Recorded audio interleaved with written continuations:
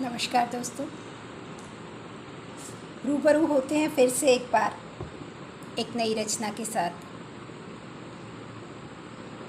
आज की जो कविता मैंने लिखी है वो कविता मैंने एक नवयुवक के सोच विचार पर लिखी है। जो हमारी नई युवा पीढ़ी है बड़ी तेज़ी से आगे भाग रही है।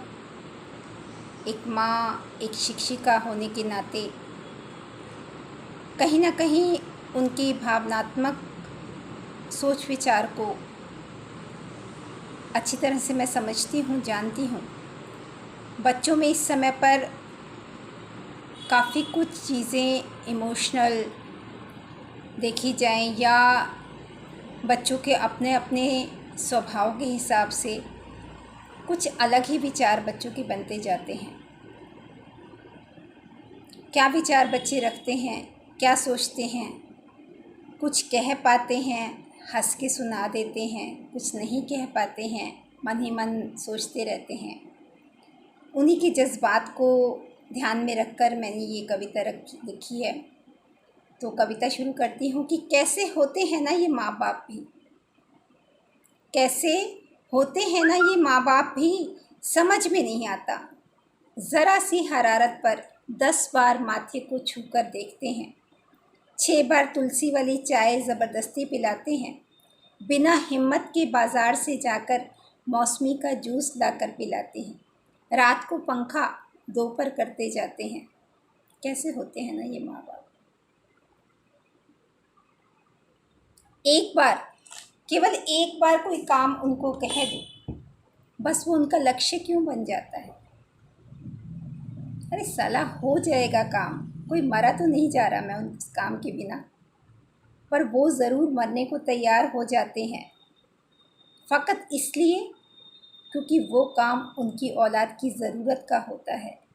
कैसे होते हैं ना ये माँ बाप। रोज़ पुराने टेप रिकॉर्डर की घिसी हुई कैसेट की तरह एक ही सवाल, पढ़ाई कैसी चल रही है। पढ़ाई कैसी चल रही है। दूध पी ले बेटा। दाल में घी डाल देते हैं या घी में दाल डाल देते हैं, कुछ समझ में नहीं आता। और पढ़ाई और उनके खाने का क्या कनेक्शन है मैं समझ नहीं पाता। कैसे होते हैं ना ये माँ बाप। पेपर वाले दिन पेन, पानी की बोतल, आई कार्ड, मास्क, रुमाल बार बार चेक करते हैं। दिमाग भन्ना जाता है मेरा। क्या 2 साल का बच्चा समझ रखा है। अपनी चीज़ें खुद नहीं ले जा सकता मैं। कैसे होते हैं ना ये माँ बाप, समझ में नहीं आता। और फिर अचानक से वो आश्चर्य ख़त्म हो जाता है, क्योंकि मैं आत्मनिर्भर होने की राह पर आ जाता हूँ। तब पता चलता है कि दौड़ती भागती सी इस ज़िंदगी में खा तो रहा हूँ, पर सिर्फ पेट भरने की खातिर। न वो हींग के तड़के वाली दाल मिलती है, न वो ज़बरदस्ती परोसा हुआ घी। बस पिज़्ज़ा बर्गर से पेट को नवाजा जाता है। इंटरव्यू के लिए भागते हुए अक्सर अपने कागज़ पत्तर टेबल पर ही भूल जाता हूँ। और तब याद आती है वो मासूम सी भावनात्मक गर्माहट जो बिना कहे चिराग की जिन की तरह हर पल जो हुक्म मेरे आका करते रहते थे। अब ना मैं कोई काम कहता हूँ, ना ही उनकी शारीरिक मानसिक हिम्मत रहती है किसी काम की। पर फिर भी शाम को एक बार फ़ोन से ज़रूर पूछ लेते हैं, बेटा घर ठीक से पहुँच गया ना। कैसे होते हैं ना ये माँ बाप। कुछ समझ में नहीं आता, कुछ समझ में नहीं आता, कुछ समझ में नहीं आता। दोस्तों, माँ बाप बनने के बाद ही शायद